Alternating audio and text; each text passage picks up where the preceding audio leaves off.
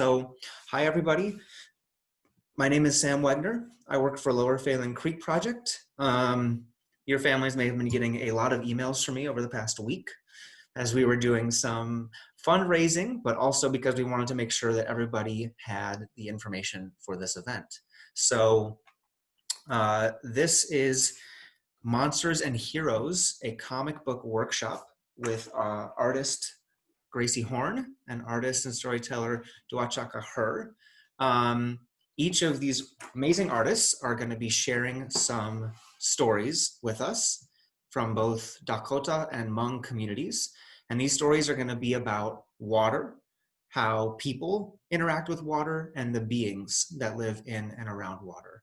So we're really excited to get moving. We're going to have about an hour for each person, and they're going to split that time between sharing a story with you all, walking through a really cool way to make your own comics from your house. And then we'll have a little bit of a chance where you can ask the artist some questions. Maybe we can talk about what we like. And if it's okay with everybody, what we'd love to do is be able to take a photo of your completed comic after each session. So I'll be doing it along with you, so no need to be shy. I think it would just be really fun if we can see what we all made. As I mentioned, to anybody who hasn't heard yet, we are recording this meeting. So feel free to use your video or not use your video, do whatever you feel comfortable with. But we're making sure that we have this meeting available so that if you have friends who weren't able to come today, but they want to learn how to make comics and they want to hear these stories, they'll get to do that too. So with that, I think I'm going to pass it off to our first artist. Dua, do you want to take the reins?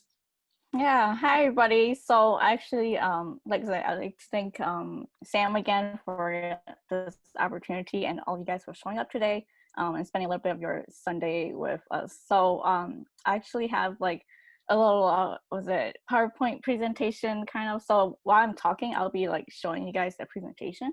So I'm just gonna share my screen here, if that's okay. Oh, Sam, can you give me that opportunity to share my screen quick?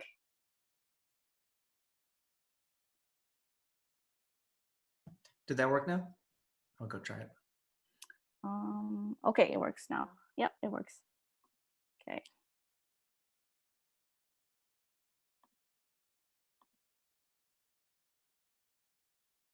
Okay, does everyone see my screen here? Yes. It looks kind of different on my end, so I'm just not sure. Okay, so where is it?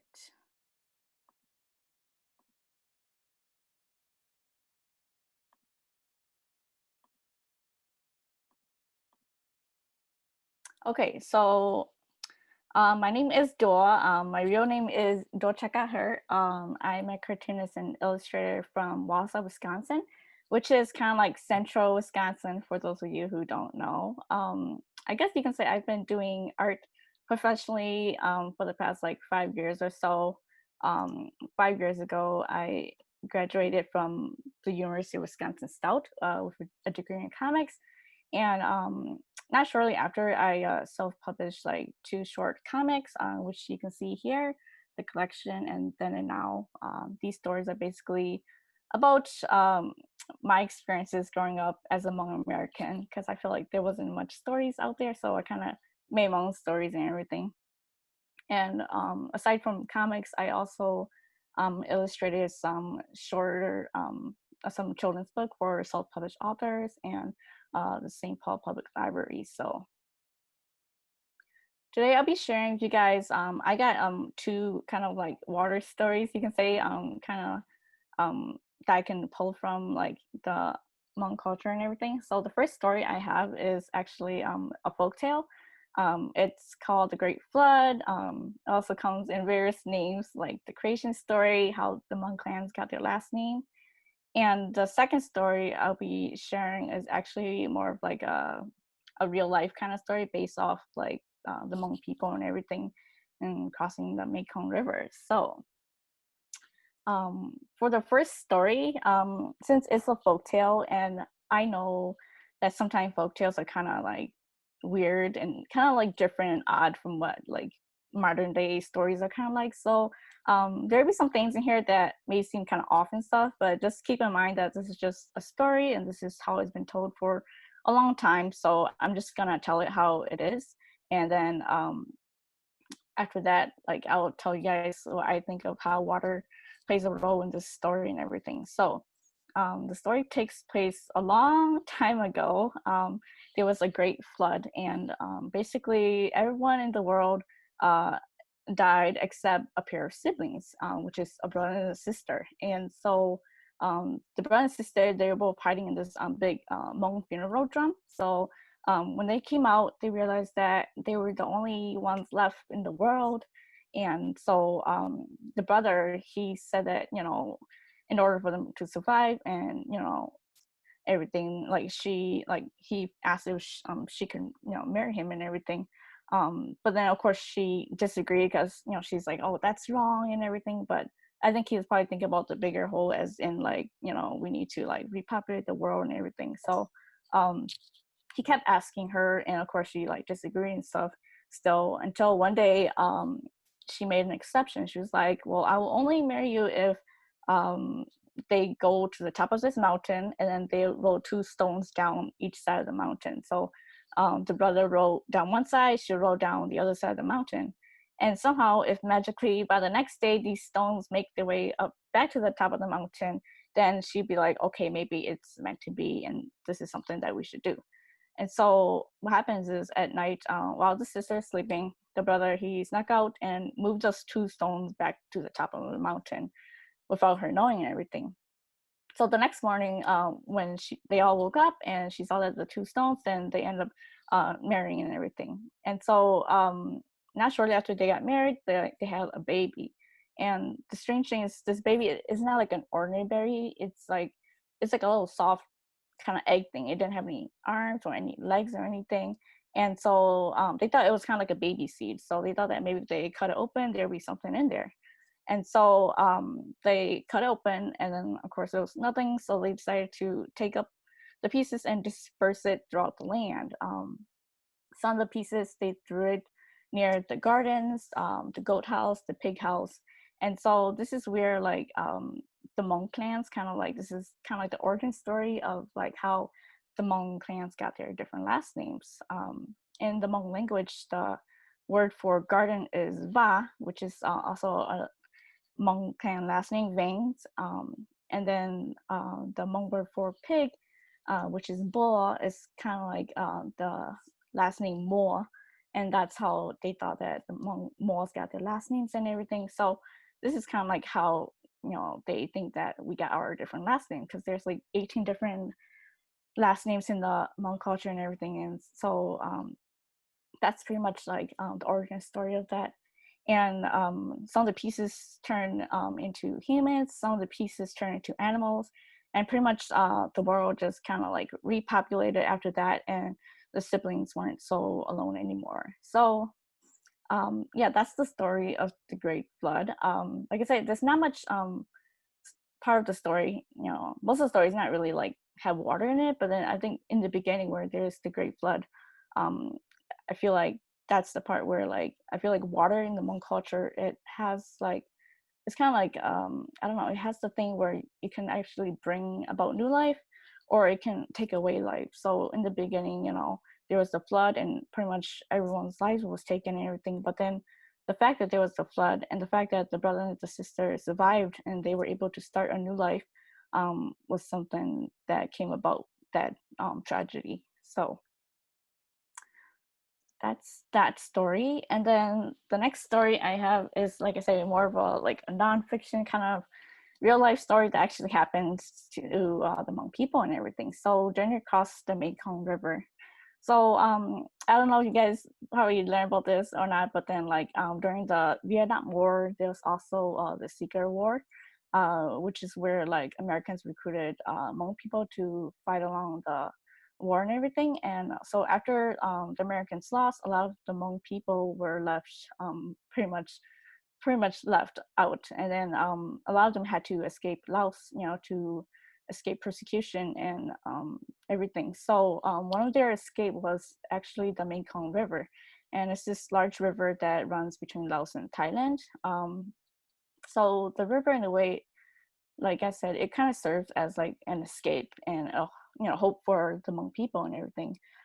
Those who were able to cross it and to the other side, they survived and they were able to um, start a new life and everything. But then there were also those who were not able to cross the river because like they couldn't swim, or the river was mostly guarded by soldiers, and so the only time they were able to cross was at night. And then that was also really risky for a lot of families and everything too. So like I said, I feel like water, it like the role it plays in these kind of stories is that it's the thing that can take away life, and it's also the thing that can offer a new life and hope. And so um, I feel like water, in a sense, it can be both the monster and kind of like the hero in these kind of stories, where it can be the problem and it can also be the solution to everything. So that's basically the two stories that I have. So we'll be actually breaking down like the first story, the folktale story, later on. But before I get there, I kind of want to just kind of like talk about comics. And I'm pretty sure you guys all know what a comics is, but then I just kind of want us to be on the same page. And for those of you who probably don't know, maybe this is something that you guys want to learn a little bit more about. So these next few slides here, I'm going to be sharing with you guys comics and how a comic actually comes about and what to think about when making a comic and everything. So what is a comic? A comic is basically a sequence of images that tells a story. They could come in many forms, such as comic strips, comic books, graphic novels, which I'm sure a lot of you guys are familiar with, and also web comics, the comics that you read online and everything. So these are all considered comics. And so what makes up a comic? Obviously, comics are like just visual storytelling mediums. They tell a story, and they tell a story with characters. And so like most comics, you can see like distinctively they are created with panels, these rectangle kind of like square kind of shapes and everything. And basically each panel, it captures like a moment in the story. And so these moments, panels are like divided or separated by gutters, which is like the white space. As you can see there, gutters, they kind of serve as like a little pause or a little like moment in time where it just shows that, hey, some time has passed between the first scene or the first panel and the next panel. And comics, they can also consist of dialogues. So you'll see the dialogues inside the little word balloons, as you can see in the image right there, little example. And not all comics have words exactly. Some comics, they don't have words. As long as it visually tells the story, it's still a comic and everything. So you don't necessarily need words all the time for your comics. You can have a wordless comic and it can still be effective. So now that we know what comics are, how are comics made? Most of you will probably just see a comic at the store, like, these, and you'd be like, okay, so that's, you see the finished product, but then you don't necessarily see like the stuff that happens behind the scenes. And, most comics, like the graphic novels kind, they take like at least like several years to make, maybe like 3 to 5 years, depending on the artist and the publisher and everything. But then I kind of just want to like show you guys a quick glimpse of like what it's the process like, so that you guys probably have a better understanding and appreciation that a lot of work goes into making these kinds of books and everything. So I personally, like I said, every artist is different, but this is how I work and produce my comics and everything. So usually I would say the comics, comics is divided into kind of three kind of phases. The first phase is pre-production phase. So this is where you come up with your ideas, you write out your entire story, you do your character sketches, you do any kind of research that may be required for your story and everything.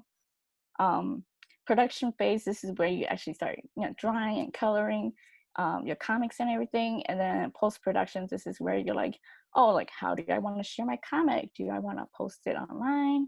Do I want to like go and print a few copies for myself? Or how do you share your story pretty much with other people?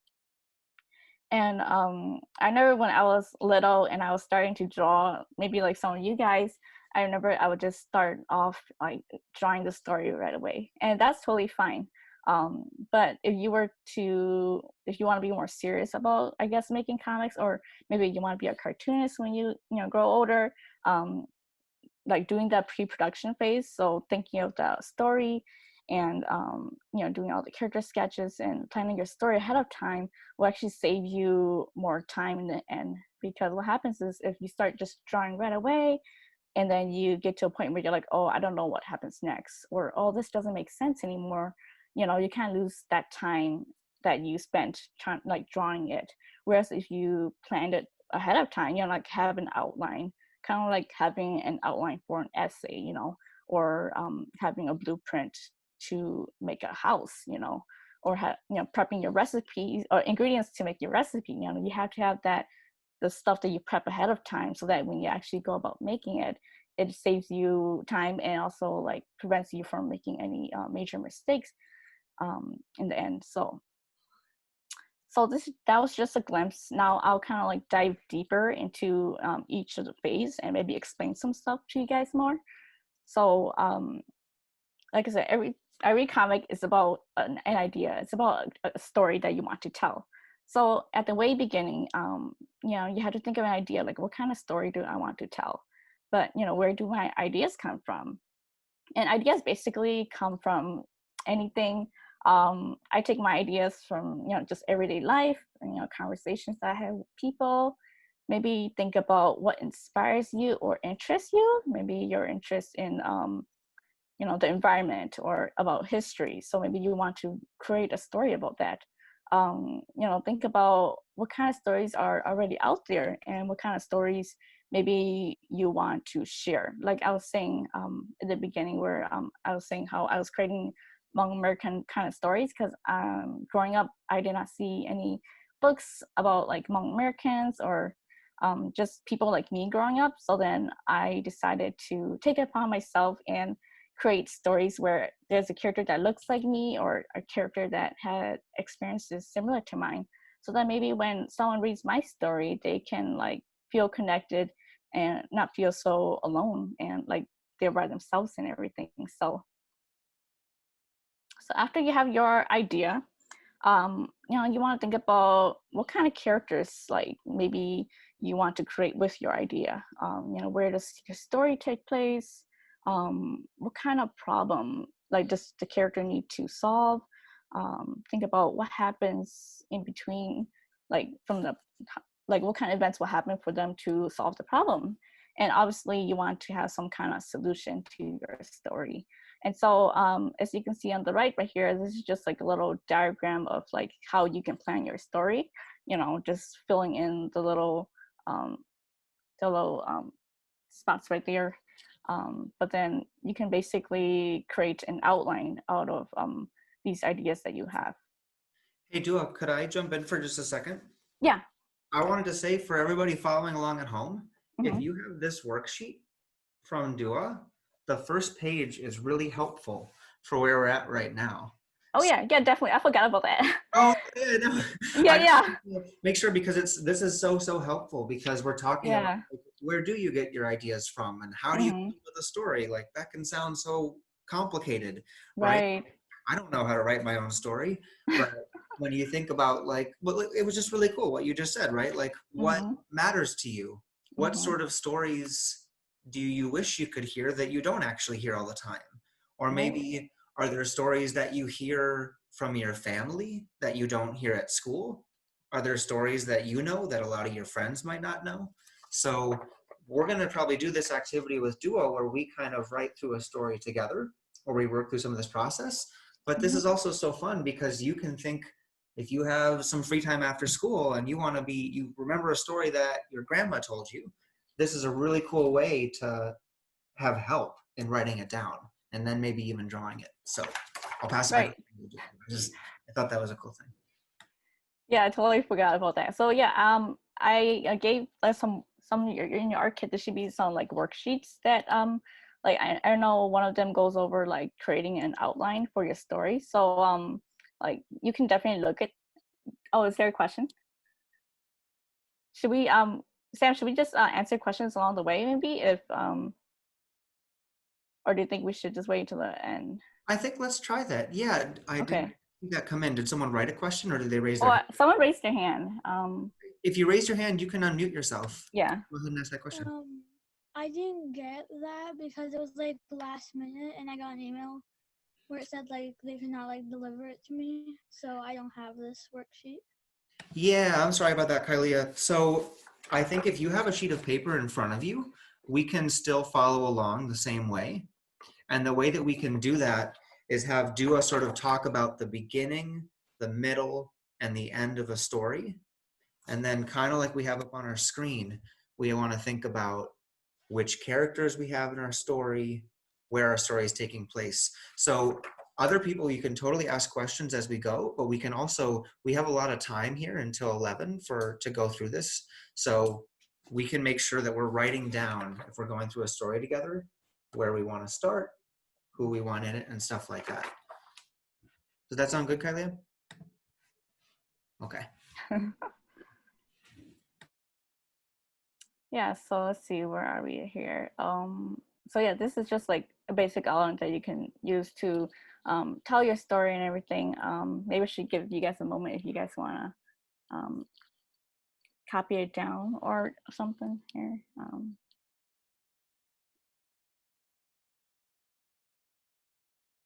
But yeah, on the little worksheet that I gave, if you guys had it, it just like outlines like different things to think about like during the process of creating a story. You know, in the beginning, what happens? Like most likely in the beginning, you know, your characters are introduced and a problem is introduced, and then in the middle is where your character try to figure out, you know, how to solve the problem, or like stuff like that. And then at the end is where like the solution to your story and everything. So I'll kind of go along here. So this is just like a little quick sample outline for like a story that you guys are probably all familiar with, you know, like Three Little Pigs, right? As you can see here, I just made like a bullet list of all the things that happens in the story. The red is obviously the part where the problem appears, and that's really like, you know, like I say, it happens in the way beginning of the story. And so points 3 to 5, that's like kind of like the rising action. That's like the three main things that happen in the story, you know, to make it go, like keep going forward and everything. And then point 6, that's where like the wolf goes down the chimney, you know, and then they have a little fire ready for him. And then pretty much that's how they solved the problem, right? They started that fire. And then ever since that day, you know, they never see him again. So that's the solution to their problem and everything. And you can see on the top right here, it's kind of like a story arc. I'm sure some of you guys probably seen or is familiar with this kind of like diagram before, where it shows like it's pretty much like a little rising, it's like a little mountain, right?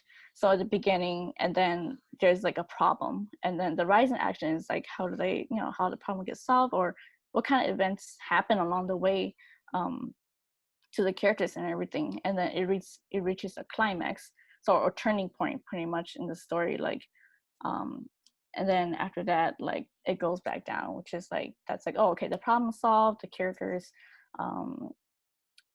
are okay and everything. So after the outline is done, there's also like the script. Okay, this is more like a detail outline, you could say.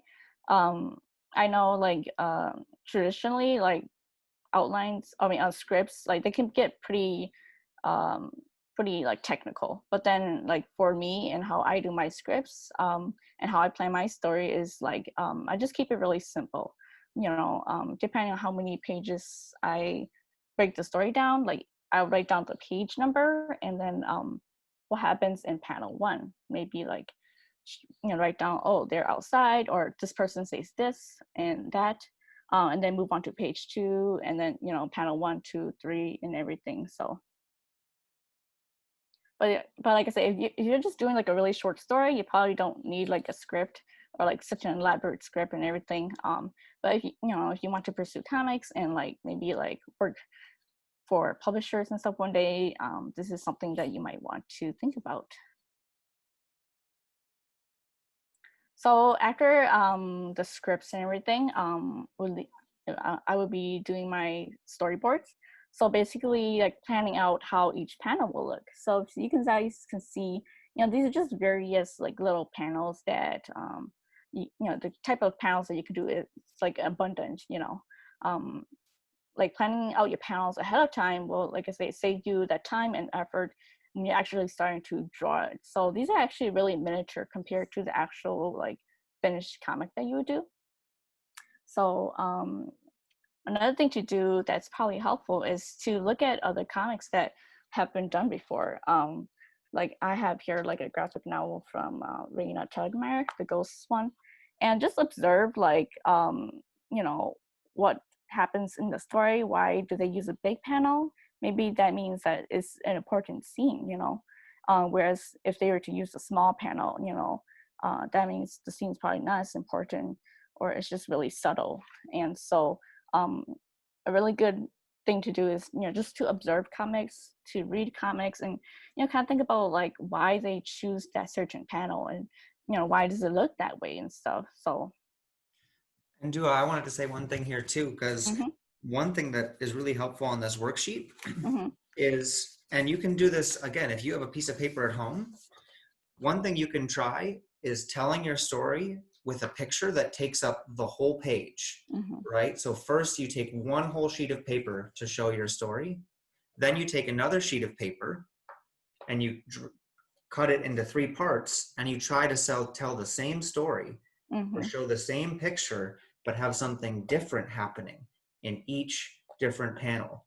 And so Right. you can keep making it smaller and smaller. And every time you make your comic less and less of your page, each little picture can tell you more, Mm-hmm. right?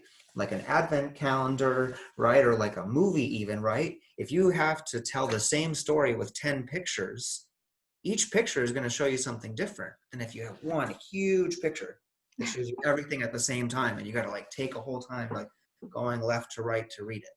So even if you haven't read a lot of comics or don't have comics at home, what's so great about comics is that you're telling a story and you're showing a picture at the same time, and that breaking it into bigger or smaller parts allows you to tell your story as a longer or a shorter one. Yes, that's definitely true. Near the end here, I will kind of like break down like the folktale I told you guys. I'll kind of share with you guys how I break it down and like explain what it would look like if it's one panel versus 9 panels. So we'll definitely get to that. Hopefully it'll be less confusing for you guys. So that's just another thing to think about. I don't expect you guys to like know all of this, but then like when you're drawing each panel for your story, what you can also do is like think about the camera angle that you want to capture. So like if you let's say like the first scene is probably like an extreme shot where you show like, oh, maybe they're the house and everything. Like what does that say about the story? That probably says that, hey, this is taking place somewhere new, or oh, a new environment. So that's why you have to show like the whole like a faraway scene. Whereas if you were to show like an up close shot, like maybe this one right here where like the character's really up close, what does that say about that scene? Maybe the directors or the writers or authors want you to be up close and personal with the characters. Maybe the character has a secret to tell, so you have to be up close, kind of like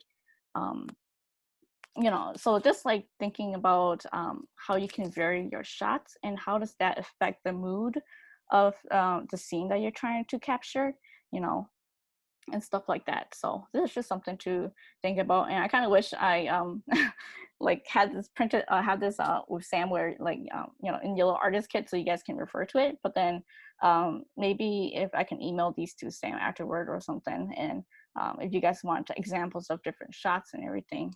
And like I said, you can also like, look at the comic books or read, go through, look at books and see how they choose various angles to express like that moment or that panel. So I was just going to say, before we move on, yeah. For everybody. So I always wanted to apologize for anybody who didn't get a worksheet ahead of time. But I also wanted to say that we'll be sending another email that has all this stuff that you could print at home. Yes. Also, we could look into mailing kits to people who maybe didn't get one. But also what I just wanted to reiterate is that you could take a blank sheet of paper from home and practice comics in exactly the same way we're doing it now. So sometimes it can seem like, oh my gosh, you gotta be an expert to do it, but everybody can make a comic, right? As long as you just think about what story you want to tell and how you want to tell it. So right, and you could definitely use do stick figures if you want. Whatever is easiest for you to just work out the story and get your point across. It doesn't have to be perfect. Don't strive for perfection here. It's just having fun with the pages and the panels and trying to like move your characters around to tell a story. So like research. So like I said, this is more like if you're planning like a really elaborate story, but I'm just throwing in here in case you want to do some research for your story, like when I was like thinking about kind of water stories I want to tell, I actually had to do some research, because I couldn't remember any at the top of my head. So I had to like go online and look up like different stories and everything. Research, you can like look at, if you go to the library, you can check out books about your topic. Maybe you want to write about zebras, so you check out a book about zebras, like, oh, what do they look like, what kind of food do they eat, where do they live, or if you're like doing a story about like a specific culture, maybe like your culture, but you don't know much about it, maybe you can like look up online, you can ask your elders, about your culture and everything. So things like that. I was going to say too, like, even if you want to have a story about like a birthday you had from a couple years ago, but you can't quite remember it, ask somebody who was there. You can interview your family members or your friends and say, tell me that story again, or remind me what else happened, or, what color were the hats we were wearing, or what kind of cake did I have? Those are all the details that really help make comics come alive, is when you can remember those little things. Right, that's definitely true. So, while you're doing all of this, another thing to think about is designing your characters. Since your characters will be like the main star of pretty much the comic and everything, you want to make sure, like, what your characters are like and like how they act and everything. So, this is just like a little sample of character turnarounds. Obviously, I don't expect you guys to be this good, but just showing you guys an example of like what you can do with your like practicing getting to know your characters. um Here's just some sketches from my book The Collection when I was planning it out. So as you can see, I drew the characters in different poses. um while I'm drawing them, I'm trying to see how they act like, their how their poses, their expressions. On the right over here, I draw the two characters together. This is the two sisters, and so seeing how they like act next to each other, like even like I'm discovering about the characters as I draw them. So that's the beauty of like doing character designs, that you don't really know this character, but then if you just draw them enough, maybe you might know a little bit more about them. Maybe you might find something out about them that you didn't even have planned. um, so it's just like a little character exploration. I know that in the artist kit I have this little like sheet where it's like a character profile thing. So if like you can actually fill in the little things if you want, like create a character figure out what their likes are, what they don't like, what they're good at, the age, stuff like that. So just like filling out their profile and really getting to know them. And then like you can do like different sketches of them and everything. So you can actually do this for like each different character that you have in your story. But yeah, so you guys can definitely look at that worksheet and stuff and create your own characters and like, fill in that information about them.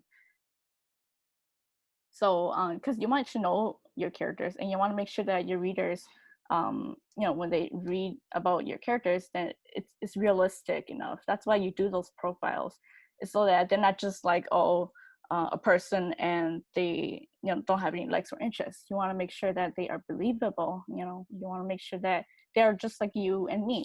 They have feelings, they have likes and dislikes and all of that. So just being able to make your characters more well-rounded and real. So here I have like another thing you can do with your characters. Draw them in with different facial expressions. What do they look like when they're mad? What do they look like when they're sad, they're angry? Trying to capture like their expressions, because like you and me, they also have feelings and expressions. So if you're able to draw them like doing like feeling different ways, when the people reading your comics, they see that, they can feel it, or they can translate it and say, oh, they're really happy or they're really sad. So the more you're able to express your characters in a way on the page, the easier it is for your readers to comprehend that and like feel the same way your characters are feeling. So that's pretty much all of pre-planning, all the things you need to think about before you do your comic. So now I'll talk about the production, so actually making your comics and everything. So I'm just gonna keep this kind of quick and simple. So as you can see here, I have like a little images of like the drawing stage, and then where I ink it, and then where I color it, which is on the right. So you can see that even though I planned the story, or plan everything, the penciling stage is still different from like the final product. You can see I moved some stuff around and I changed some like stuff and everything. So that's totally okay, and that will happen when you make your story. So yeah, this is pretty much what you go through to create your comic. Now, this is only if you're doing it traditionally. If you were to, I know a lot of comics nowadays, they are digital. So if you have like one of those drawing tablets, or I know some people, they use iPads and stuff to, draw on. You probably don't need to like, do pencils and inking, because when you're doing digitally, it's already pretty much pencil and inking together. So that just saves a little time. But then if you want to be ambitious, you want to practice something that's like traditional or experiment, start penciling by hand. And then I don't know if in your kits you guys have like pens or something that you can ink over with. But yeah, you can pencil and then you can ink, and then you can go back and erase all those pencil marks, and then you can like scan it in if you have a scanner, or you can scan it at a library, and then that will be the finished product and everything. Or else you don't even need a scan. You can probably just like draw it and ink it, and then just share it with whoever you want to share it with. So. And Dua, just real quickly to clarify for everyone at home, so you're saying that like what makes drawing a comic different from just like coloring on a piece of paper is that you get to start with a pencil, sort of like you're doing a sketch, right? And then you can go over it again. So it's like you do it first as a sketch, like in black and white, and you can take your time. Maybe you don't like how your character looks, even if you're drawing a stick figure, right? Maybe you're like, oh, well, I didn't draw their head round enough, so let me try it again. But then when you like what you have, you can draw over it with a colored pencil, with a pen, with a marker, and then you can erase the pencil marks. And what you have is like multiple versions of your image or your character. And so comics are a really good opportunity if you want to take on like a project with your story. You could finish a comic in an hour, but you could also try and draw it out with pencil a couple times, and then really go into it and add different cool colors. Yeah. And like the reason why because comics originally, they were made to be reproduced, right? So then, you know, if you were to just scan like a pencil drawing, that wouldn't like translate well, right? Especially if you're to reproduce it. And that's why the ink over the comics is because, you know, when you scan the ink drawings, it reproduces better, and because it's so dark, you know. Whereas if you were just to scan like a pencil drawing, that wouldn't translate well. And so like traditionally comics are meant to be reproduced. So that's why they draw it and then they ink over it and then they scan it so that when they reproduce it, you know, you can see the lines really clear and dark. So just throwing it out there for some of you guys. But yeah, so that's basically how you do a comic and everything. So you know, after you make your comic, you can think about, you know, how do I want to share it? Maybe you can take a picture of it and post it on social media. You know, you can make it, there's some like websites where you can like post it like a little web comic kind of thing, like webtoons or something. You know, you can post it there, or like does anyone have a question? Yeah, I've actually seen a web comic before. Yeah, so that's definitely like something that you can do too with your comics, you know. Draw it out, take a picture or scan it in and post it on like online and stuff for people to read and everything. So yeah, that's basically all there is to know about making a comic and everything. Hopefully that wasn't too much for you guys. I know some of you guys are a bit young, but you know, it's never too like it's never too I guess early to start thinking about, you know, what you want to do in the future. You know, if some of you guys wants to be comic artists, or if you guys just want to do something else and do comics on the side, you know, this is just something for you guys to hopefully get you guys thinking about, you know, what you want to do and stuff. So now that I'm done with that, I just want to quickly show you guys how I break down the story. And this is where you can actually, you know, pull out those like little worksheets I have where it shows 1 panel, 3 panels. I'll just be showing you guys how I break down a story so that hopefully it'll kind of make more sense to you guys. So if you look at like the first page where it says like write your story in 1 panel.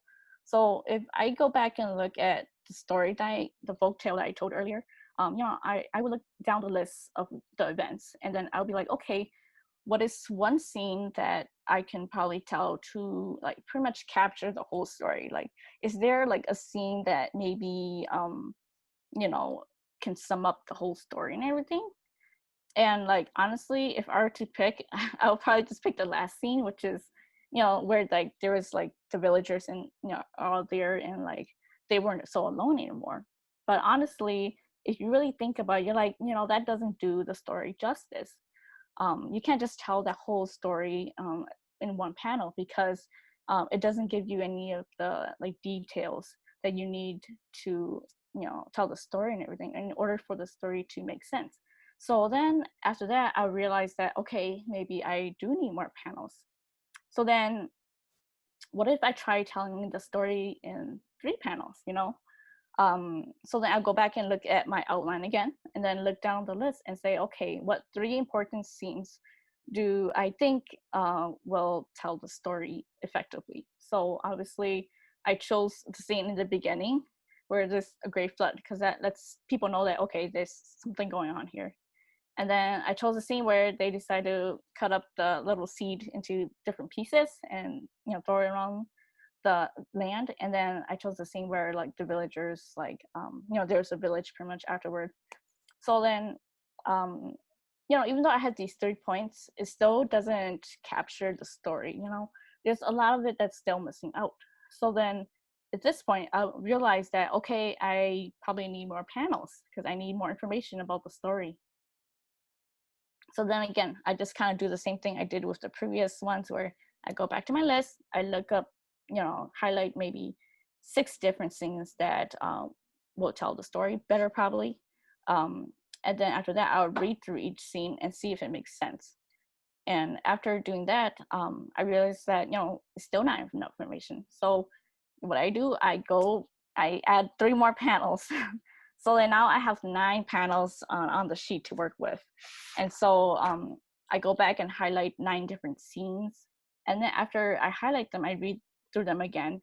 And then I'll be like, okay, it probably makes more sense now. Capturing the essential events that happens in the story and everything. And so I hope through this exercise you guys realize that like each story is totally different. For this particular story though, since it's so detailed, I probably need more panels. Now if you were to have a simpler story, like let's just say Humpty Dumpty sat on a wall kind of story, where maybe you could tell the story in 3 different panels, because the first panel you can tell maybe he sat on the wall. The second panel you can see he fell down like the wall, and the third panel is all the king's horses and man couldn't put him together again. So that story, since it's so simple, you can tell it in 3 different panels. But for this folktale, there's so much going on. So then you need more panels to tell that story. And hopefully that's how how many panels to tell your story. And just think about how complex your story is, and how much, like, what scenes need to happen in order for the story to make sense, if you guys get what I mean right there. So once I have all my 9 little sentences highlighted, I'll actually draw like 9 different panels. So in panel 1, I'll draw the first scene that I highlighted. Panel 2, I'll draw the second scene, and then just going on until I fill up the page. So that's pretty much like how I would go about telling the story in 1 page, is like, just doing the outline, highlighting which points are important, and then just like drawing it on the page and everything. So that's basically how I go about doing that. So now that we're all done, guys, I kind of want to do an activity with you guys. So I don't know, Sam, could they like unmute themselves or something? Or if they want to, we can like do this activity together. Yeah, I'm wondering if so we're going to take about 10 more minutes before we take like a 5-minute break if you need to use the bathroom or stretch. But so for these 10 minutes, I think it would be really fun if we practice doing a story together. And then maybe if we have time, I would love to hear from any of you if there's a story that you thought of, one from your family, or one that happened to you, or one you just made up on the spot.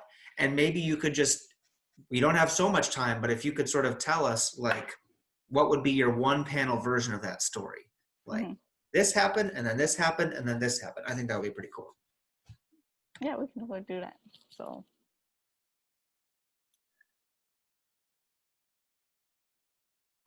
are we gonna wait? I would say let's go ahead, and if everybody has a sheet of paper, you don't need to have Dua's worksheet. If we have a sheet of paper, just a regular sheet of paper is fine. Yeah, and Dua's gonna run us through doing this workshop or this little activity together. So this exercise here I took from Brian McDonald's Invisible Ink book. So he's just like a screenwriter, but I really love this kind of activity that he has, because it really is just in a way like simplifies a story so much, and you can just pretty much fit any kind of story into this kind of like little setup he has here. So if you just want to number down number 1 and then fill up the rest. So this is how everyone's story is going to start. It's going to start once upon a time. So I want you guys to think about maybe a character or something, like once upon a time, what is your story going to be about? So it could be once upon a time there was a princess that lived in a castle. Once upon a time there was a magical fish that lived in a pond. So just take a little moment to fill that out, and then we can move on to the next one.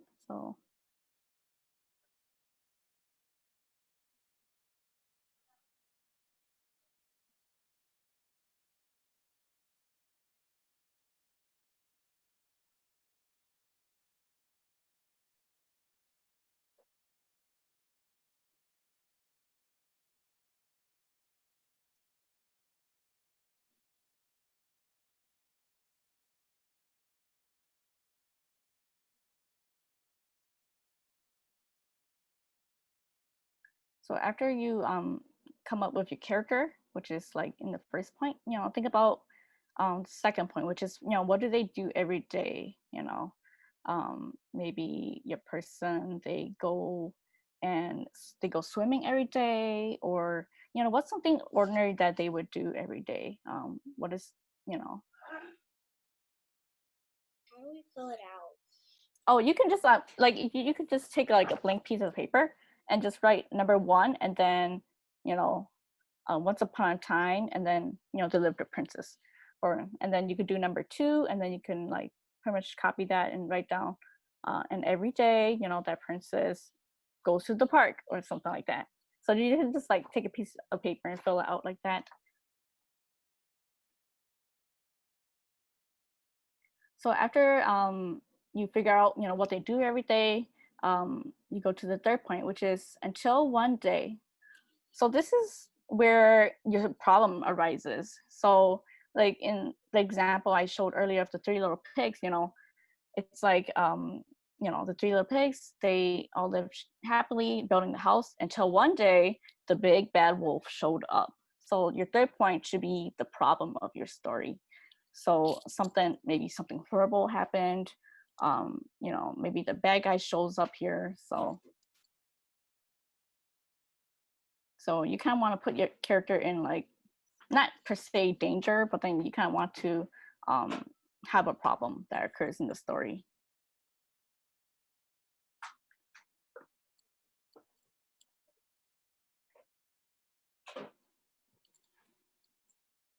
It doesn't even have to be a big problem. It can just be a little problem. Not all stories have big problems. Some could be just really subtle problems.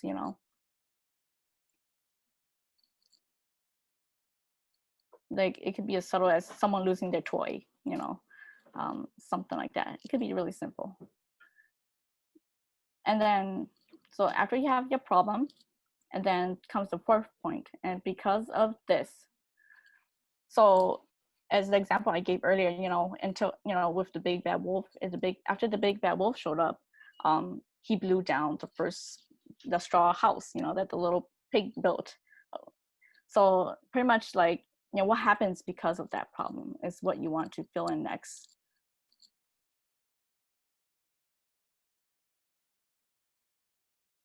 Because a lot of the time stories, if you read most stories, sometimes like usually there are like 3 main events that happen, like with the little pigs, the straw house, the stick house, and then the brick house.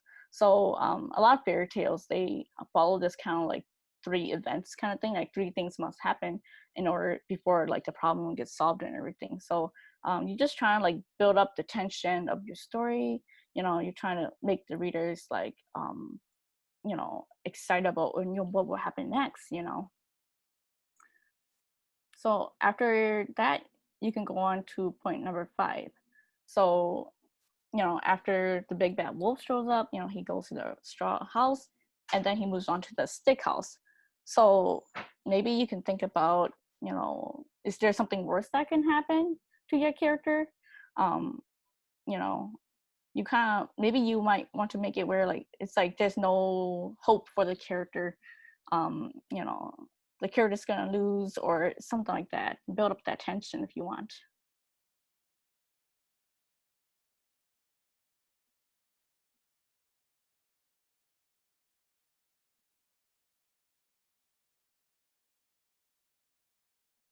And then the 6th point, after you guys whenever you finish that, you don't need to rush. Just if you guys are falling behind on this, it's totally fine. You can totally just take your time. The 6th point is until finally, and this is where your solution comes.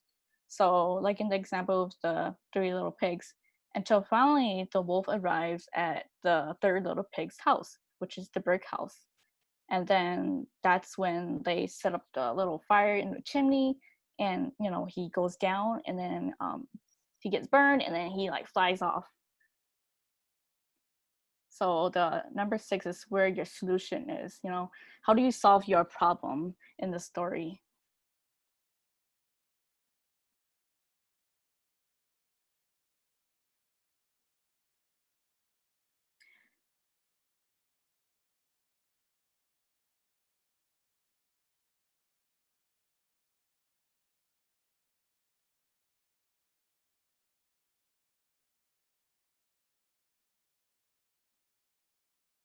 And then after you think of some kind of solution, then what happens to your character, which is point number 7. And ever since that day, how does your character change?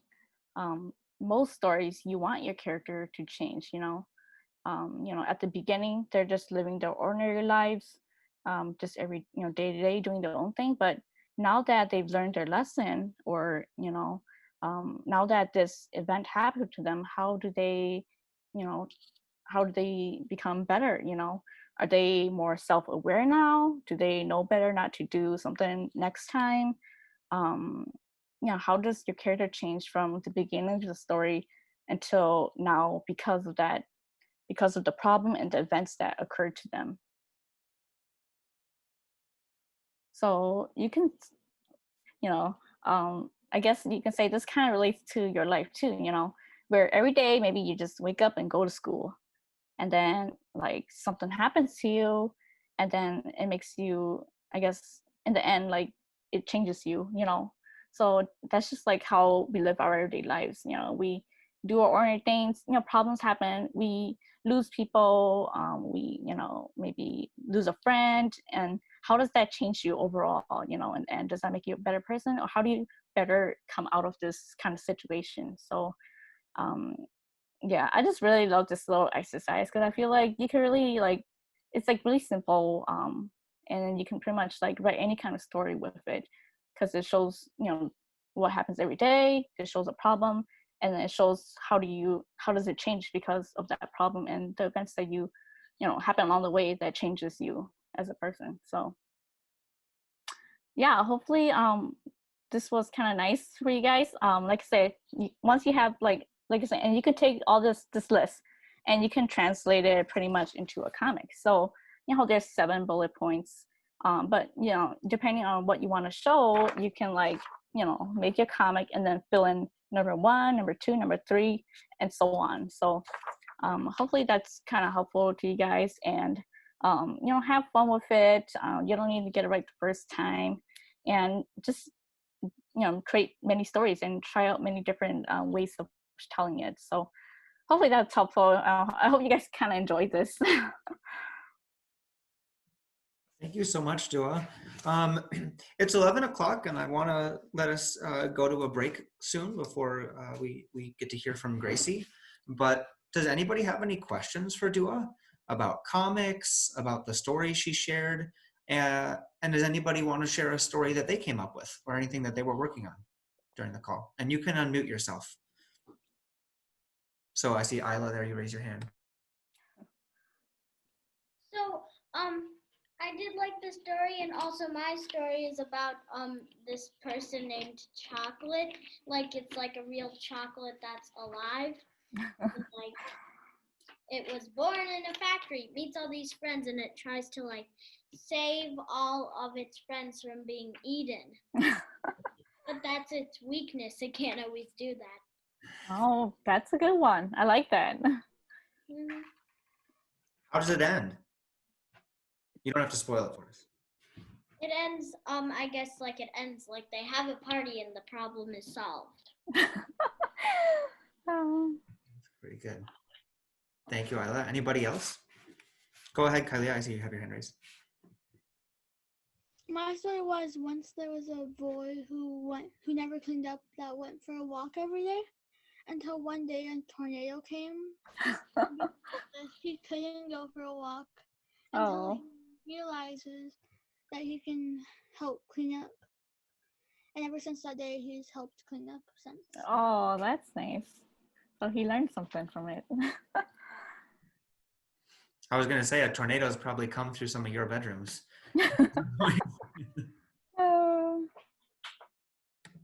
Anybody else want to share before we go to break? Thank you so much for sharing so far. And again, if you have questions you want to ask Dua, because she does this stuff all the time. She does, like, we're making on this, but Dua does all the complicated comic stuff. I try. That's her thing. Go ahead. I see a bunny rabbit. Oh, yeah. So I made a story and it goes like, once upon a time there was a girl whose voice bring peace between conflict. and every day she had at least 15 conflicts to solve. Wow. One day she met another girl who told her a war was being started and she wanted to solve the war. Because of this, she immediately started off to the battlefield to solve the conflict. She saw two people fighting with knives and guns. One person grabbed her, covered her mouth, and threatened to shoot her. And because of this, she couldn't speak and she couldn't solve the war. And I haven't continued the story this far. Oh man, there's a lot going on in your story. Those stories have a pretty difficult resolution too. So. Right, yeah. Well, let's do this, everybody, because I'm sure other people have some great stories to share too. If you have a story to share with us, do you want to try and write it in the chat? And I'm going to let everybody let's take until 11:08, so that's 4 minutes or so. If you need to use the bathroom or get up and stretch, get something to eat or drink, take your time, but just know that we're going to let Graci introduce herself in a couple minutes. So I'm going to mute myself and take myself off video, but I'll sort of say hi to everybody when we're getting back together, okay? So you can leave your screens up and just take a minute or two. Hello again, everybody. I just got back and I see we have some great stories. Awesome. Okay, people are working through their 7 steps. Love that. Someone's on -7. I don't know how that happened. A Cheeto Puff. Oh, wow. I know. Whenever you make a story about food, it's like a good story, but I always think about it from my perspective. Like, I think about all the chocolate having a party, and I'm like, I would probably want to have chocolate at a party, but the chocolate probably wouldn't be too happy about it. So,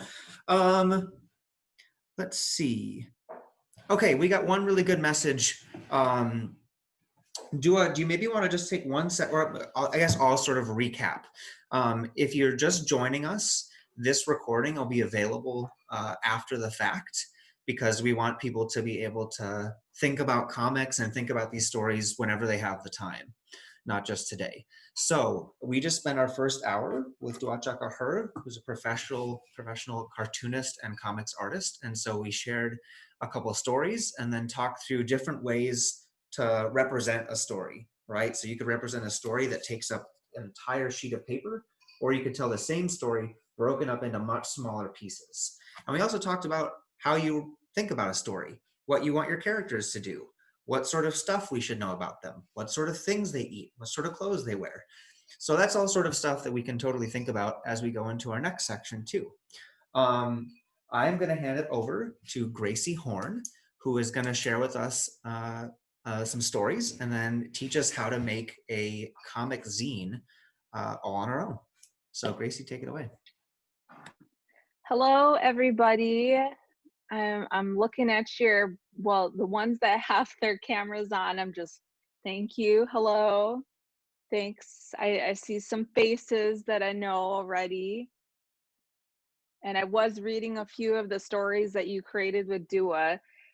Dua's my idol right now. I don't know if you guys know this. Well, you don't know it because some of you are meeting me for the first time, but I met Dua on Zoom just like we are right now. And through that, I was introduced, she explained to me the comic world. And so I am kind of a newbie at this.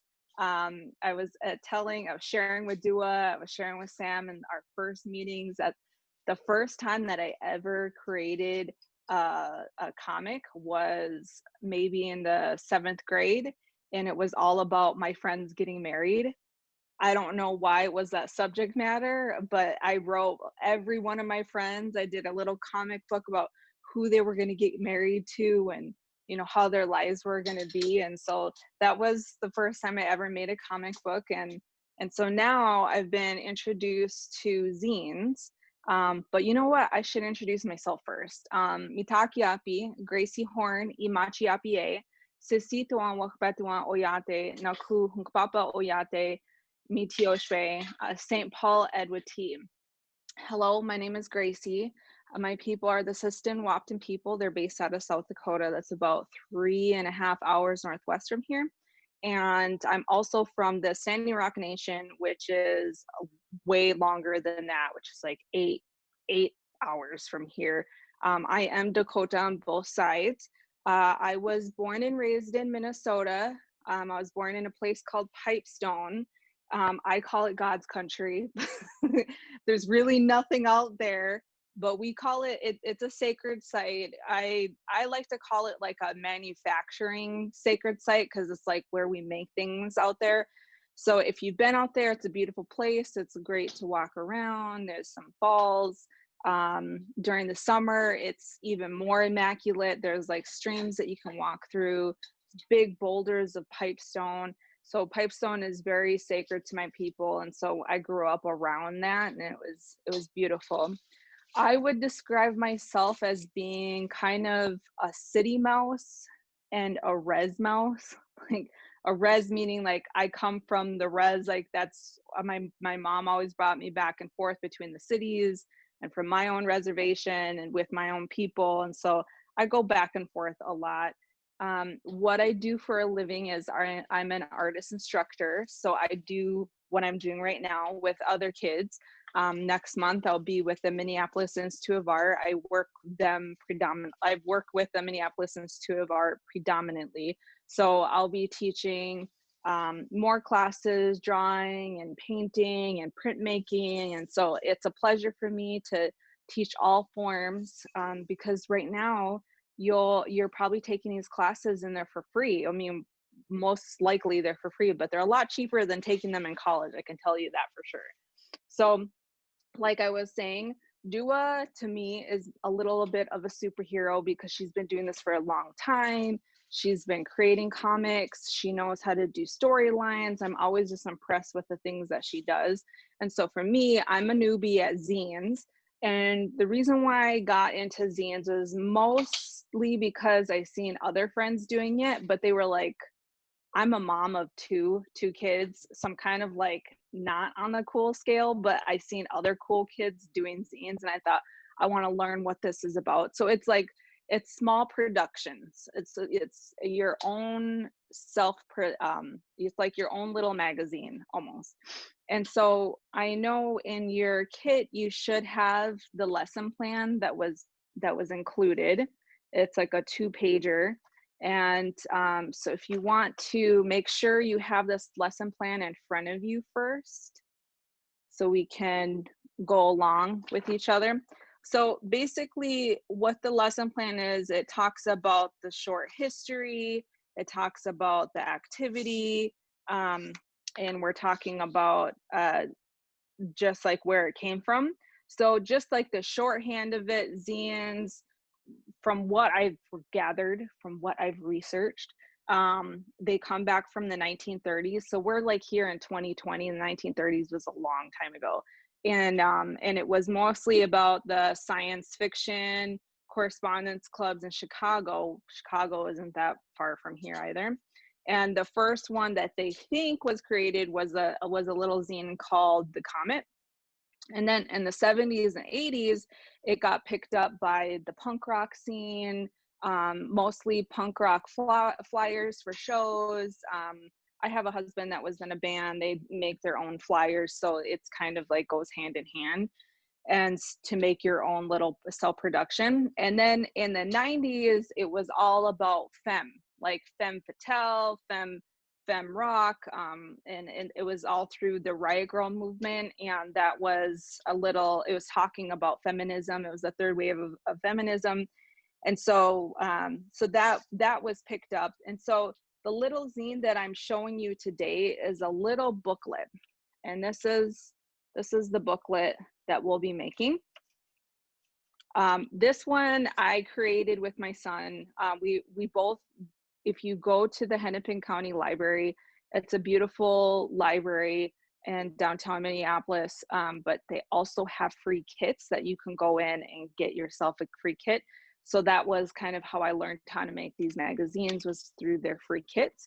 And so they gave us like our own little package, just like you have today, a little art kit. And so we both made our little zines. Does somebody have a question? I have a question. Can we do questions when I'm done, and then we'll get back to it? Is that okay? We'll do questions. I don't have the kit. Oh, you don't. It's okay. You know what? Let me go through the kit. It's so simple. This is exactly why I like zines. Okay, there's many different reasons. One, you can make your own story. Two, you can make your own little production company and hand them out to your buddies and your family, and they get to know, you know, what you're doing. But the other part of it is it's super simple kits. So normally, like when I paint or when I do sculpture stuff, like I got to get all of this art material, and it's super duper expensive. I have to go to Blix. It's a place that I like to buy my art equipment at. It's just like a whole production, and I don't like that. But with zines and with comics, it's like really the stuff that's at your home. So it's paper, just like regular paper, like you probably have, or even notebook paper. You can use notebook paper, or I was gonna say like newspaper, or even brown paper bags. You can use that too. You just cut them down. Then the second thing is a pencil. I like using mechanical pencils because I don't have to deal with sharpening my pencil. So if you have a mechanical pencil, that's great. If you have just a regular pencil, that's great too. An eraser and a pair of scissors. And if you want to get fancy, markers. If you have like those fancy black thin tip markers, or like a black thin tip pen, that works too. I use a ruler because I'm a stickler for trying to make it look somewhat fancy, but sometimes I don't end up using it. And then colored pencils are super easy to have. And I just brought these on set just because, you know, you can use some colors too, some watercolor, or what are these washable markers. If you, whatever markers or colored pencils you have, that works too, because then you can, you know, color it in. So that's like literally it. And that was probably less than $5 worth of things. If you got school supplies, it's probably already in there. So anyway, so I'll be showing you how to create this little book, and showing you kind of like how to tell a story through that. And but before I get into that, just like Dua, I'm gonna follow in Dua's tracks and tell a story. And the two stories I'm going to tell you, one's a Dakota story and one's a Cree story. And the Cree story I like to share because my uncle is Dakota and Cree, and this story is kind of really relevant to your generation. And every time I share it with kids, they get a big old kick out of it because it talks a lot about some other stuff. So I'll be sharing that. But first, if you've seen the flyer, you'll see my illustration of a water serpent called Wabduska. So Wabduska is this water serpent that's always been in Minnesota, always been in the Great Lakes. It's always been in water. And it goes by a lot of different names. Lakota say Unchekila, some other Dakotas say Unchekina, or there's so many, or Uncheki, there's so many different names that it goes by. I was taught to say Wabduska because it was how it was explained to me, was through my grandmother Marge, and she, or my Kushi Marge, Kushi means grandmother. And I was, when she shared this story with me, it was more or less like experiences that have happened in her lifetime when she was a little girl. And I thought experiences are kind of more important than the actual story, because it happened, it was real.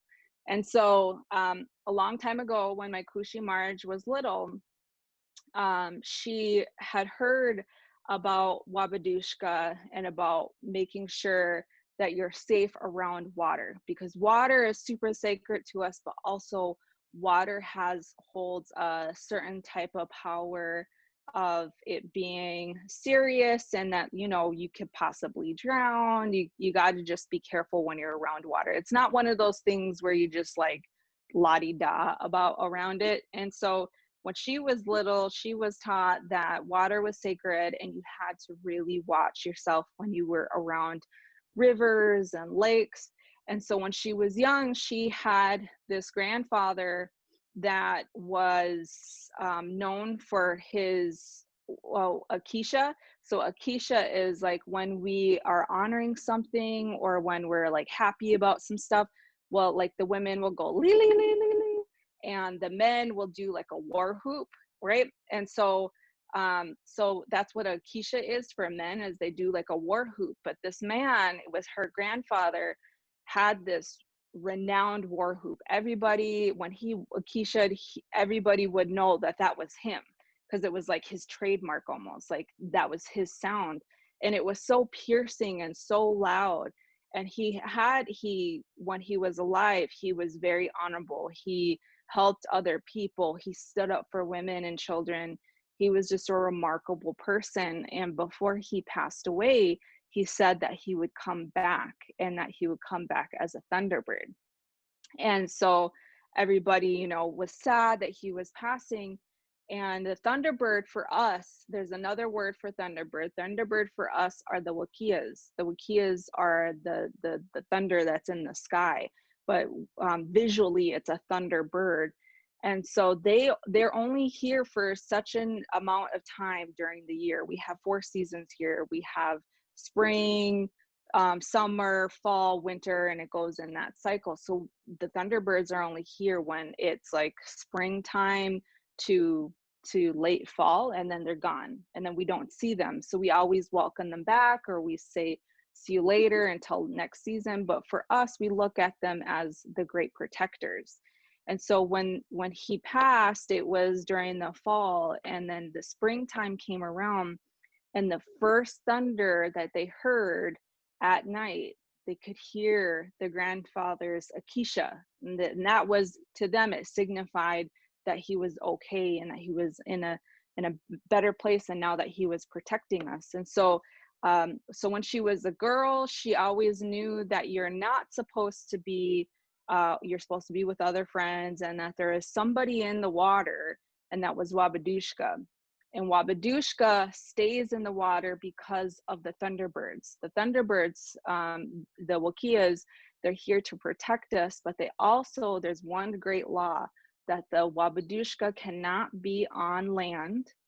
And every time you hear lightning strike, the psh, that is Wabduska striking the ground to tell that is the Thunderbird striking the ground to tell Wabduska to go back into the water.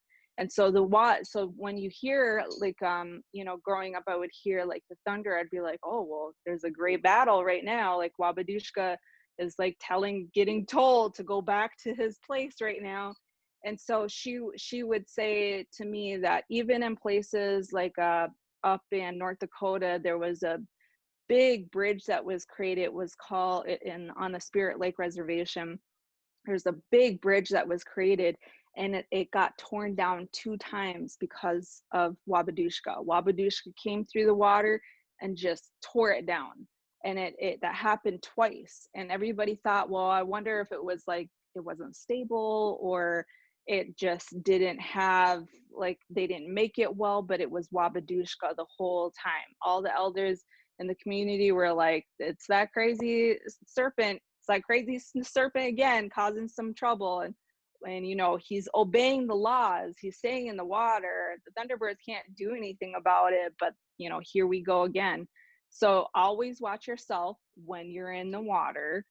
Make sure that people are around you. Don't go by yourself. And also know that there are protectors. There's somebody that's watching out for you, somebody that always got your back. And it may be like great ancestors. And so and then Grace, did you have a question? What's your question? Well, I have a lot of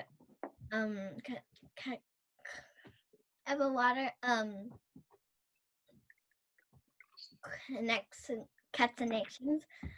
That means I might be related to the Thunderbird, because You probably are. I am Indian, and my auntie works at the Hmong Library, and I think the thunder kind of calls my name too, because Bidasanukwe means thunder. And I've also been in my family for a lot of time, and I've been in a big storm with the thunder. And he was in that tremble that time. When me and my dad went to the Target, it was so scary. Like thunder went dashing down, and like thunder just like, and I knew that I think I knew that the Thunderbirds were here, and I think that happened in kind of the in between the summer going away and fall coming, I think, because I think I was only 5 or 2 or 6 years old even. Wow, thank you for sharing that, Grace. You know, my sister, my baby sister, well, she's not a baby anymore, she's 25, but she also has the name Wakia, which is thunder. Hers is thunder hitting the ground woman. That's her name. And so they always say that the people that get their ceremony names, you know, when they're younger or even older, that if it had something to do with lightning or thunder in it, it's lightning strikes the ground woman. That's her name. So that means that they have a responsibility as being a protector. In our way, in Anishinaabe way, it's probably the same too, because we're all pretty much similar. So just because we're talking about similarities, I also wanted to go into my next story about my cheese. So my cheese is it's a Cree word, and it's a Cree man. And so like I said, I have an uncle who's half Dakota and half Cree. My great grandmother, the mother of, I'm named after my grandma Grace. My grandma Grace's mother, who named her Grace, she was from Canada. She was Dakota in Canada. And so we have a lot of connections with the Canadian natives that are up north. So there's just to name a few, there's Cree people that are next to their reserve, and there's Anishinaabe people that are next to their reserve. There's like so many different types of natives in this world, you'd be surprised. And so growing up, I heard like similarities between our cultures. And this story that was shared by my Uncle Harry was about this generation. And I know you probably have heard, like, I think, what is it, the Gen X? I think you guys are the Gen X. I don't even know if you have a theme yet. I mean, I think our theme, what is ours? Like, I forget what it's called. Or not Gen Z, Gen X, Gen Z. My family, millennials. Yeah, that's what we're called. My mom is a Waka. My mom is a Waka. I am Nominee Navajo and a Ojibwe.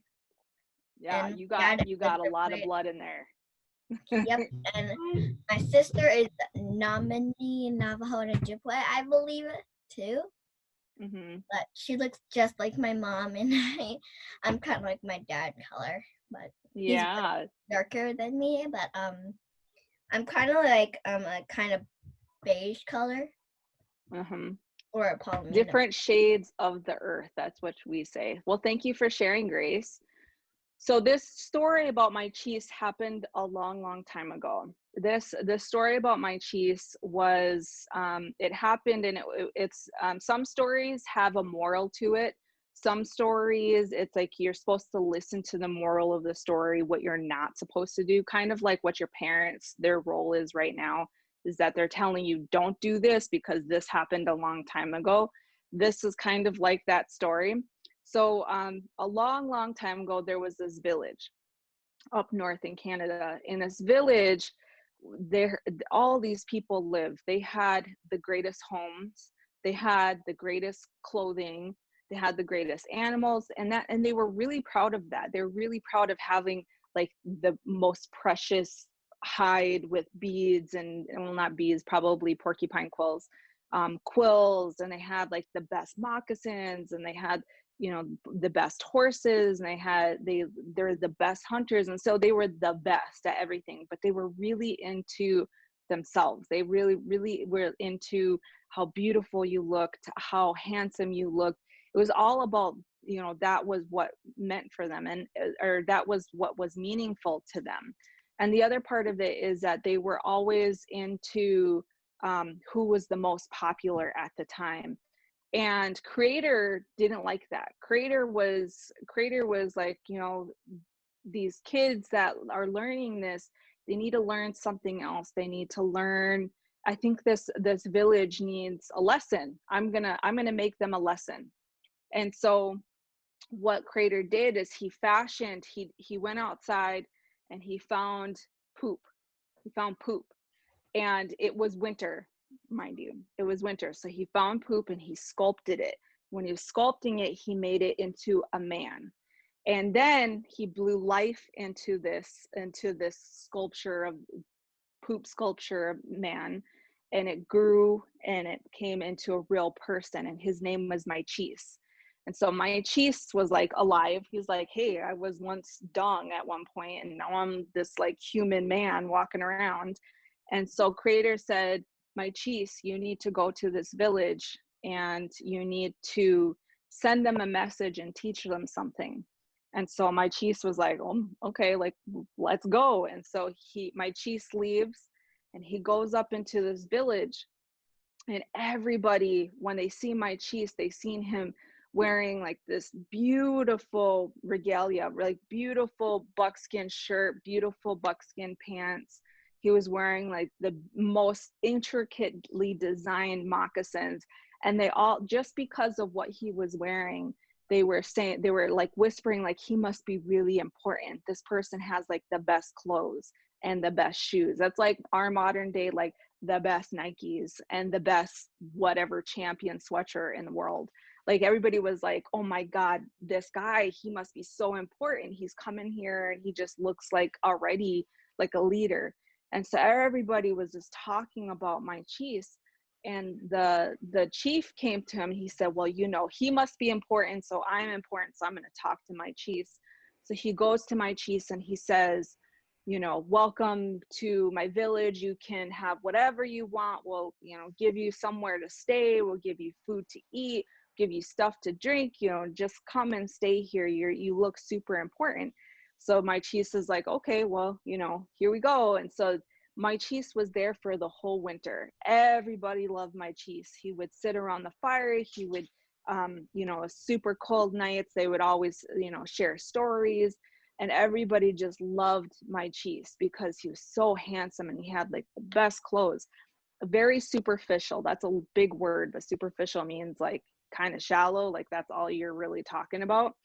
And so Maichis ends up like being an intimate relationship, like a serious relationship with the chief's daughter. And the chief's daughter was just in love with Maichis. Everything, like she's so happy to be with the most handsome person, and she's so proud of like, her title of being with Maichis' lady. And so she and Maichis would always sit together, and they would all eat outside. They'd sit together and they'd all eat. And so, like I said, Maichis was there the whole winter, and it started to become spring. So spring, everything starts to melt, Thunderbird comes back, things start to like, grow and, shift and everything. And so they were all eating outside, and Maichis also was the best hunter there, coincidentally. Well, I mean, that's not surprising because he's the best at everything. And so he like went and hunted and brought back some elk, and everybody had elk steak, and they're like, oh my God, Maichis, you're so great. You're just the best singer. You do everything great. And so they had elk that night. And so they're all eating by each other, and everything just started to thaw. The dripping from the roofs, everything was starting to like thaw out more. You could see the grass more. And because it was starting to thaw, it started to get a lot warmer. And when things warm, like when it's super winter out, like the ground is frozen, you can't really smell that much stuff. Like, if you go outside, there's no smell with things. Like it's actually a lot prettier during the winter because snow just covers everything. And then even when you're in the city, it just doesn't look that cool, or it looks cooler than when everything's thawed out. So you can't really smell that much. So everything started to get warm, and then people are like, what is that smell? There's like a smell going on. There's like a pungent smell in the air, and I'm trying to sit here and eat. And so an elderly woman was just like, there's a smell. There's like a funky smell, going on in here. Does anybody else smell that? And everybody was just like, whatever. And then the chief was just like, yeah, there's like this smell. It's like not a good smell, but it's like really bothering me because I need to eat. And it's like not good. And this whole time, who do you think they're smelling? My cheese, because my cheese was thawing out. My cheese was made out of poop, and it was winter and it was frozen, but now he's thawing out, and it's not looking good for him. So with the hot fire and with a bunch of people in one area and it getting warmer outside, my cheese started to realize that he was melting in front of these people. And so he was like, well, I better get out of here. So he took off. He was just like, got up abruptly and just left. And everybody, was wondering, where did my cheese go? And the chief's daughter followed him, like, that's her man. She's following him out into the middle of nowhere. She didn't know where he was going. She didn't know why he was leaving. So she was looking out for him, like, is he okay? What's going on? And so my chief, he's just like trying to like run and head out because he doesn't want people to see what he really is. And so he starts taking off his like buckskin clothes, he starts taking off his moccasins, and he's just taking off. And this whole time he's melting. He's just like, parts of him are coming off, and he's just like trying to get away as much and as far as he could. And then the chief's wife, or the chief's daughter, is like finding his moccasin, and she's just like, what is this poop? Like, I'm like literally stepping in poop. So she's like, keeps walking, and she finds his shirt, and she finds his pants. And then all of a sudden she comes up in front of this big pile of doo-doo. And she's just like, oh my God, there's some animal out there that has this large pile of doo-doo. I don't know what it is, but my cheese must be further down. So she just keeps walking, and she's trying to find my cheese.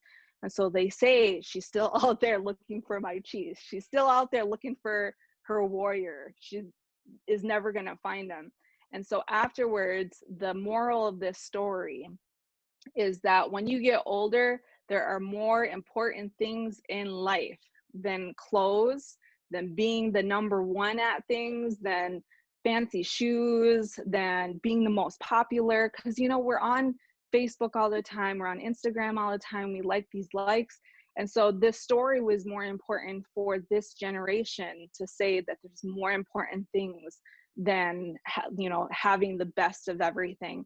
And it's really the people. The moral of the story is that you're always supposed to look out for other people and take care of other people, even if they don't have anything. That was like one thing when I grew up with my mom. We always had somebody staying with us during Christmas, like a family that didn't have anywhere else to stay. And I kind of grew up with having my toys separated, and like, so other kids would have toys for Christmas. And that was just like how my mom raised me. Like, there's been so many times where it's just like somebody couldn't pay the rent and they had to stay with us. And then my mom would always split up our toys so they would have toys too. And so that's the type of thing that we need to bring back, and that those are the important things that we need to pay attention to, is taking care of each other and making sure that everybody has something. Like, it can't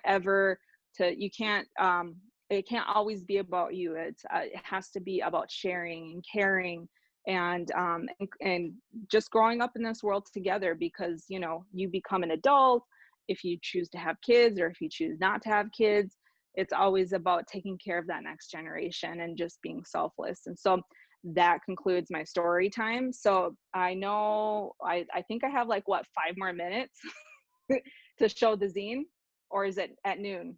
Oh no, we have until noon, so we can really take our time. Okay, cool. So so we have 20 more minutes. Yeah, I just wanted to say first, Gracie, for anybody who doesn't have the worksheet, we can really take the time to maybe try and fold this zine together. Yep. But then also, would you mind writing how to spell my cheese in the chat? Yeah, here, let me, and you know what, this might be, since we have 20 minutes, the zine folding this is really super easy. So I'm going to take your questions now. And so if you have a question, write the letter Y, type it in the chat, and then I can call on you, okay? So starting right now, we see everything Y. So that's Kayla. Kylia, can you, what's your question? It's not really a question. It's just like something that I'm gonna say. Is that I'm Dakota from Spirit Lake. Oh, cool. That's awesome. Okay, Zona, next, it's your turn. Okay. I don't really know how to make a story, so yeah, I'm just gonna. That's okay. It takes a long time to create a story. There's, like what Dua was saying, there's a beginning, there's a middle, and an end. If you're native, it's almost like you have to have, like, there needs to be a point to the story. So like, what are you learning? So you can think about that. Like if you like unicorns and there's a unicorn named Paula that is, you know, really giving, and the middle of the story is that she gives out too much and she forgets about herself, and the ending of the story is, you know, that she learns to also include herself because she needs to take care of herself in order to take care of others. There's like, it takes a long time to develop that story. I'm like 37 years old, so I've been listening to stories for a little bit too long almost. So you just like learn it inherently. Grace, did you have a question? Yes. I think really. I'm also familiar with that other story because when we go to when my family goes to palace, I actually wear moccasins, and there's like a lot of men wearing like jingle dress. I mean, there's a lot of girls and boys. They're like they call it like gallia, Mm-hmm. and you like put it on and you just show it out to the judges, and they judge who is the first, and you get like something from the judge, like a prize, and they give it to you, and once my grandma makes my jingle dresses, and my grandma, but there I have like a very old grandma, and she didn't pass away yet. She's still alive, and she still makes stuff. She makes necklaces. She makes she makes fancy shawls. She makes adult dresses. She makes a little girl dresses, and even a little baby dress. She makes all those. Wow. And I have an auntie that makes moccasins, and kind of like the thing that goes on men's Palo Galleria, and she just knits and with beads. They're colorful beads, and my family just loves to go to powwows because there's a lot of stuff. Like you can get like beaded stuff, beads, anything. Like there's even a kids store, because if you bring your kids, you can get something. And there's even some snack areas, so you can have some snacks. It's really cool.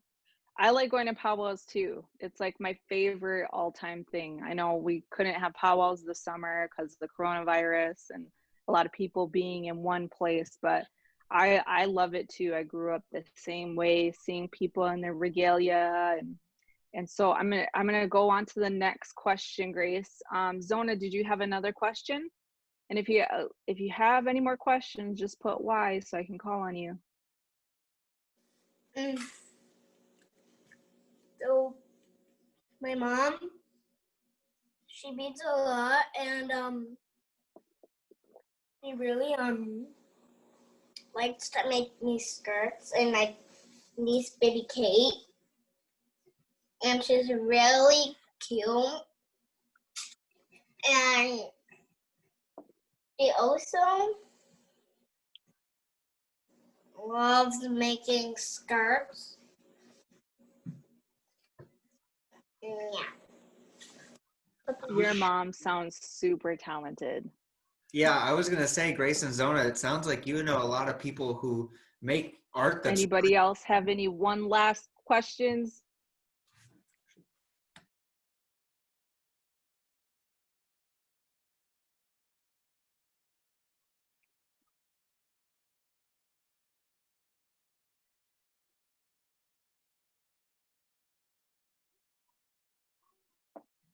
Hey, Sam, you're kind of breaking up. I can't really hear Yeah. you. Yeah. Can All you I repeat heard is yeah. Oh, and now are you still there? Am I back? Can people hear me now? No? Yeah, I can hear you. Okay. I was just gonna say, it sounds like some people have friends and family that make really complicated artwork and skirts and crafts, and that's really, really cool. And to talk about what we're doing today, I just wanted to remind everybody that what we're making today is a lot easier than that. So you know some people who are really, Yeah. really skilled, and you don't have to know as much as them to make a zine or your own comic, which is really fun. Mm-hmm. Yeah, great point. Great connection, Sam. That I got this from school. You make connections. So, which leads me into our zine making. So, I have a lesson plan. Some of you may have gotten it, some of you may have not. So I'm not going to reference it too much. And if you did get it, you can go ahead and follow along. If you didn't, that's completely fine. I'll just kind of go over it. So I talked a little about the history. I talked a little bit about myself, kind of like the things that have inspired me. And so for the activity, it's super easy. All we're doing is making a zine book, and then after you're making it, you can start to fill the pages of your blank book. And so you can put whatever topic you want inside of the booklet. It doesn't really matter if it's just a booklet you might use later on. So mine, for instance, the one that I created with the Hennepin County Library was stuff that I love. So in the front, I put I love, and then I started to do like, this is supposed to be myself. Like first you're supposed to love yourself. And then the second one is like loving other people. And then that was like literally it. I like stopped there. Doesn't mean that's all I love, but that's as far as I got. So you can, pick this up and come back to it at a later time. It does not matter if you get it done right now. So first, I wish I was able to kind of shoot downward onto the table because it's a folding thing. So first, you're going to get your piece of paper. Mine isn't folded yet. It's pretty straight. So next, we are going to fold this piece of paper in half. So you just make sure that the corners are touching, and you just fold it in half. So you're going to fold it the long way. So there's the short way, and then there's the long way. So yours is going to look like mine. It's going to look like the long way of folding. Good. I see people. Grace, fold it the other way, the longer way. Yep, like Sam has there, like Zona has. Good. So we have that. Next, we are going to fold it, undo it. So we're going to fold it like 4 times down. So first, and when I do that, I'll show you. So here's the first one. I do the first one, and then I'm going to do it again.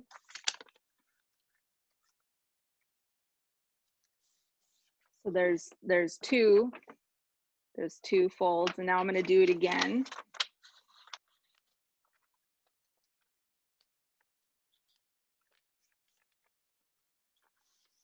there. So it's kind of like it's back to that original shape, but you can see that there's 4, 1, 2, 3, 4. So if you need a parent's help for this part, that's completely cool. So we went like this first, and then we did the 4. 1, 2, 3, 4. And what you're going to do is you're going to make sure that those creases are really creased, because they're going to turn into a book. So if you're already done, just go over your creases, make sure it's super folded. Just re-go over that. So there, you pull it out, there we go. So for this next part, you see how it's kind of like a W now? It's kind of folded, like everybody see how it's a W? So you see how that middle part right here is a fold? You're gonna take your scissors, and that middle fold right here, you're gonna cut that open. You're just gonna cut that line. So I'm going to just cut it.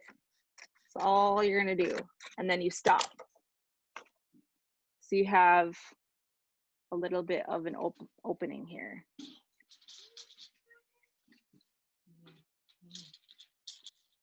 So it should look like this. You should see a little hole.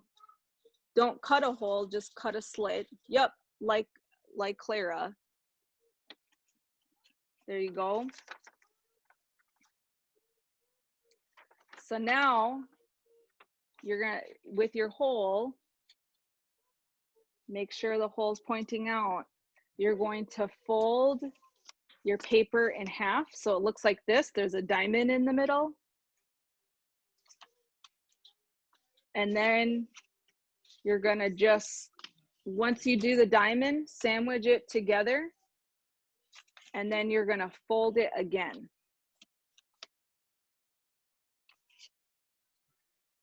So from that diamond,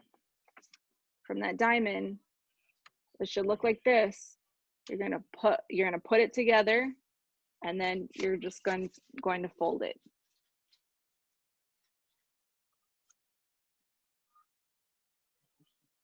Yep. So you should have a little booklet now. Yeah, I'll go slower. Okay, so, and I'll just do one more again. So we took our full sheet of paper, we folded it in half, the long way. Then what you're gonna do is then you're going to fold it in 4 quadrants. 1, 2, 3, 4. You're gonna fold like that. You're gonna fold like that. You're gonna fold again. Or you could just do like, fold it like this and then come back out and then fold it in half and then fold that in half. You could do that too. And then once you're done, once you get to this part, to get the cutting part, is you take it and you cut out the middle slot, just a little slit in the middle of the paper. So there should be one little slit there. And then you have talking piece of paper. Hello. Hey, Gracie, when you're making the cut in your paper, you kind of want to, don't you want to push your creases together? So if you have your paper flat and you've made your first couple folds, you just want to push it together so you have this little hill, and then you're just cutting in the middle of that. So it can look You're just cutting in the middle, like Sam's showing. It's just a slit. Then when you get that part, you're going to fold it in half again. And then you have this diamond, this talking diamond. So you should be there. And then after that, you're going to push it together, make the diamond disappear, push it together, and then just fold it into a book. And there you go. So you got your first page, you got your second page, you got your third page, you got your fourth page. So you got a cover and you got an ending to your first publication. And so for this part, I encourage you to write about and illustrate whatever you want to illustrate and draw to like whatever is interesting to you, something. And normally it seems like with zines, it's always, you know, it can be non-fictional, meaning, you know, it could be fictional or non-fictional, something real, something that's not real, something that only you know about, or something that you created, or something that is real. So, like, I think if you want to do a whole little publication about rabbits and just fun facts about rabbits, you can do that, and just like creating your own storyline, or just, it could just completely be about facts, like rabbits have really long ears compared to humans. And then the next page, rabbits smell way better than humans. Or it could be facts too, it could be a storyline. So it's whatever you want. And you know, if you want to make your zine bigger, like just have more pages, you can actually do this again, like make 2 zine books and put them inside of each other, so it has more pages. You can do that too. If you need more pages, you can feel free to just take 2 zine books and put them together and just put it inside of the other one, and there you go, you got more pages. And if you want to make copies of this, like let's say I want to make a copy of my zine book, all you do is you take it and then you just put it on a copier or a scanner, and then you scan or you copy it, and you can make multiple publications to hand out to your friends and family. There's that way you can do it, or you could just like recopy it with your hands. So does anybody have any questions? I was gonna say, Gracie. Oh, go ahead. I was just go gonna, ahead. What we just made with Gracie could follow the 7 steps that we went over with Dua at the beginning of the workshop. So Zona was saying, I don't know how to make a story. Well, if you follow those 7 steps, right, that say there was a character and every day did this until one day something happened. If you just go through those 7 steps, you can have a cover page, and then 1, 2, 3, 4, 5, 6, 7. You can tell a whole story just here. Yeah. Dua, you have anything to add in addition? I think I saw someone trying to like figure it out still. Was it Kalia or Kalia? I don't know. Does everyone gotta figure out the zine thing here? Or okay. I thought I saw someone was trying to put it together, but no, I don't think I really have anything unless anybody has anything else to ask or add on.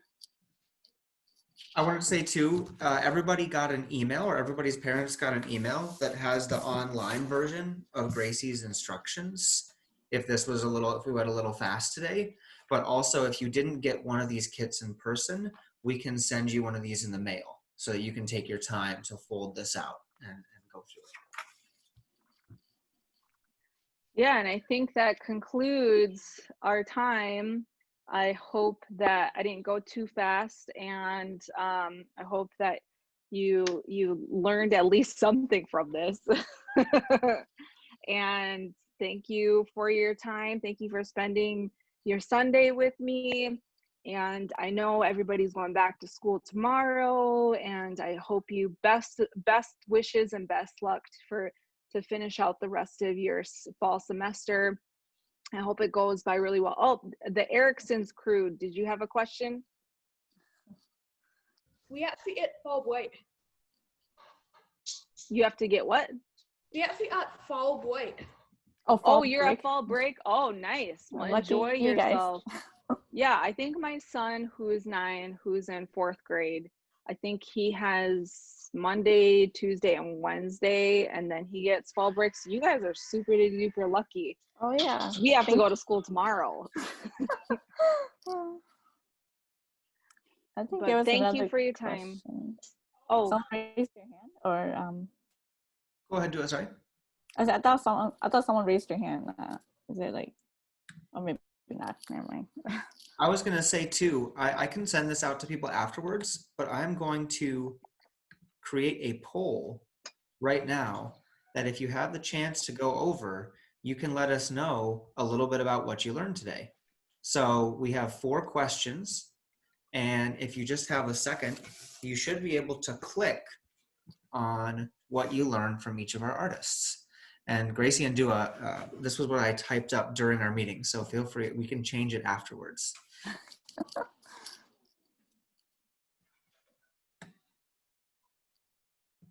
Let's see, maybe we've taken enough time from people today, because I know we did just get on here for 2 whole hours.